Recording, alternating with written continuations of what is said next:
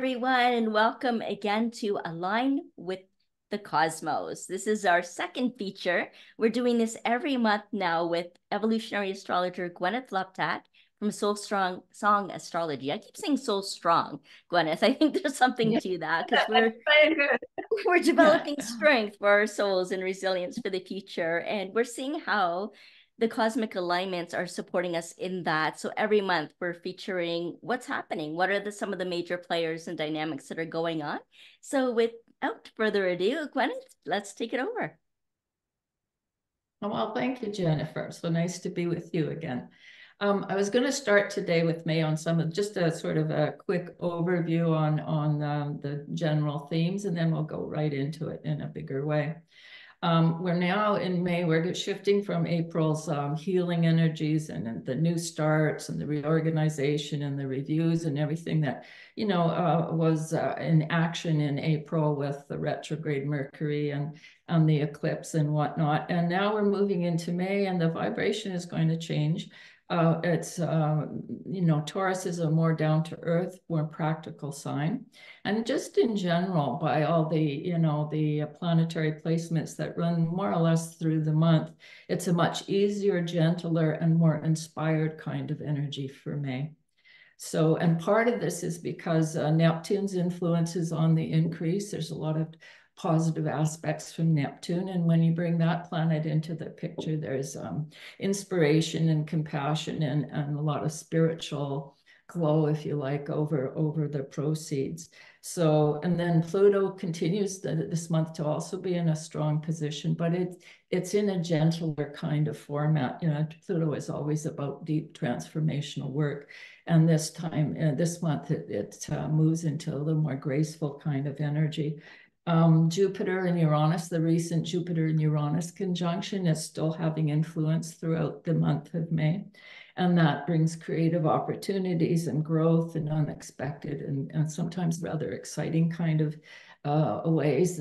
So good to have Jupiter and Uranus on board. And just in general, there's many easy flow aspects throughout the month, which is great.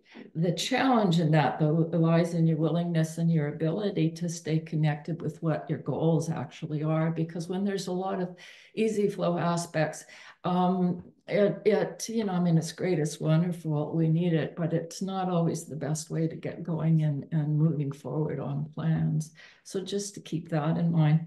And then finally, I have a client that's asked the question, can you tell where a person is in their soul growth just by looking at their birth chart?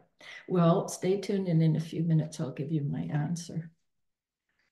Okay, so let's start in with May. So the shadow period of Mercury retrograde is still in force until May 12th. We're what's called the front end of the shadow, and Mercury rules a conscious mind and communication in general. So what the front end shadow is about is it's the final time that Mercury is running over the same degrees in the chart or, in the sky there. And so it's about, that's the phase when you can consolidate your new awarenesses and your updated plans that you have that have come forward during the retrograde phase. There's two aspects left in May. There's May 6th, Mercury is conjunct Chiron, the wounded healer. And then on May 10th, it's conjunct Eris, the goddess of chaos and discord. And those were two of the heavy hitters for the month in April with Mercury retrograde. So that too, it's now becomes apparent where, where you've succeeded coming forward, particularly probably around those two transits. Then on May 7th, we've got the new moon at 18 degrees Taurus. Taurus is a practical sign, but it's also Venus ruled. And Venus, particularly in the sign of Taurus, is sensual and pleasure-loving kind of energy. It's very much about the senses. And Taurus, it rules money matters, it rules material resources, but it also is about your own personal value system and acting on your personal values, or themes that come forward when there's a lot of Taurian energy happening. So the chart itself has Venus conjunct Taurus, to conjunct the new moon, and Venus is seeking harmony and, of course, the ease and the pleasure. And so since it's conjunct the new moon, it's going to really bring that forward, that theme forward. And so the Jupiter-Uranus conjunction is also conjunct the new moon. So that vibe of offering growth and expansive opportunities and a bit of excitement when you throw Uranus into the mix is still a flavor throughout the month of May. And in general, there's lots of easy flow aspects that do require some effort and some initiation on your part in order for you to benefit what's available. And Pluto is also in a strong guiding position this month. So it still continues to sort of be leading the pack in a more easy flow, more supportive kind of way. Then on the 23rd, we have the full moon at 3 degrees Gemini and 3 degrees Sagittarius. And the full moon is the peak time of the lunar cycle. And that's when it becomes clear if the things that you've been developing in the last couple of weeks are on the right course or not, because a full moon energy will, if something is not working, that will break away from the plans. But you have plenty of time to move forward with the rest of the month to if that were the case for you. So the peak time where things are highly active in the full moon. The chart itself is both inspirational and idealistic in its nature, and it also explores the deep psychological truths. It has that ability as well if you feel called that way. And of course, the general sensual, pleasurable element that Venus adds. So that's part of the month, because Venus, Jupiter, and Uranus are still in a strong position in the full moon as they were with the new moon. And then now we have added a Neptune to the pack. And Neptune is an easy flow sextile aspects to that Venus and Jupiter conjunction with the full moon. And when Neptune's in there, it's spiritualizing and romanticizing the energy. So it was actually literally good for romance at that time, but also for any sort of creative or really heartfelt types of expression would work well during the full moon energy. Good for financial transactions, as long as you keep your feet on the ground. And that is because this combination of Neptune, Venus, and Jupiter are very excessive in their tendencies. And they can be kind of impractical and even escapist in there, as in just enjoying life, but not really wanting to act on, what might actually be if there's any challenges at the time. But so those things are to keep in mind, that you need to just go with the flow, but don't overdo anything when Neptune's in the picture like that. And then on the 25th of May, Jupiter moves into the sign of Gemini. And Jupiter is 1 year per sign. It's going to be leaving the sign of Taurus, where it's been for the last year. And now it's moving into Gemini. And Gemini is a light and airy kind of energy. And Jupiter is going to be in a more lively, more fast-paced kind of movement while it's in the next year in the sign of Gemini.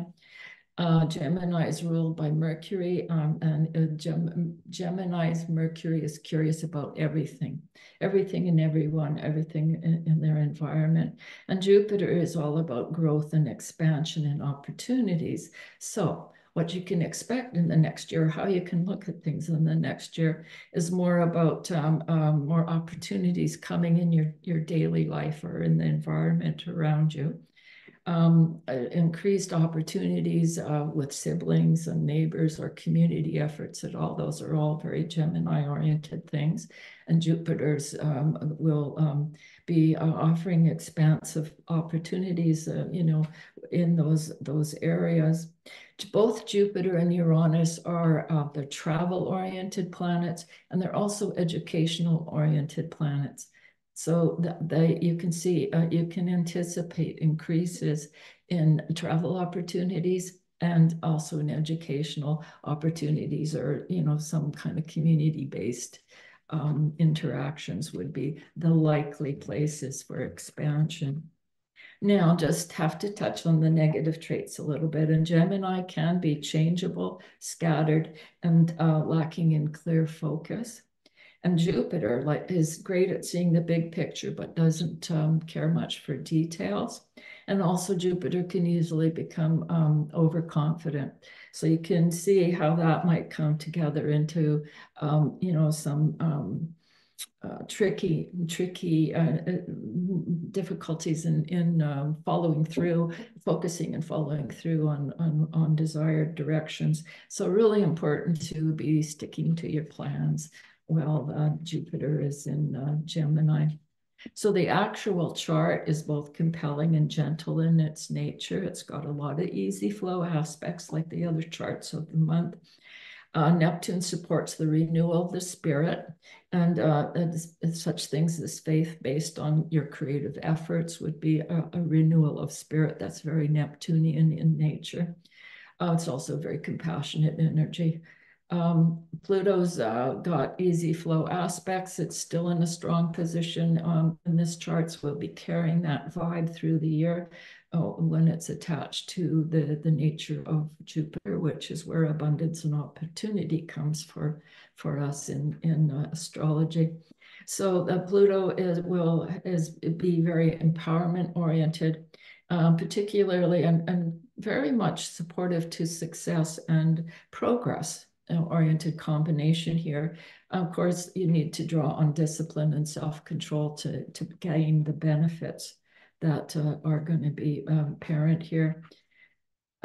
Jupiter is also still conjunct Uranus, as I said a little bit earlier. So that's carrying through the year with the Jupiter and Gemini chart. So that Uranus rather has an innovative nature, so it'll continue to have that kind of a bit of a groundbreaking vibe, expanding in ways that are new and exciting, have excitement and unexpected quality to them at times. So, you know, that could be interesting.